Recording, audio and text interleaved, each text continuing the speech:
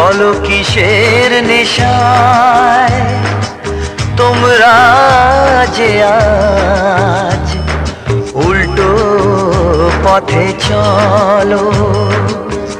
ওগো গায়ের মানুষ সেও মানুষ, তা শহর ভুলে গেল।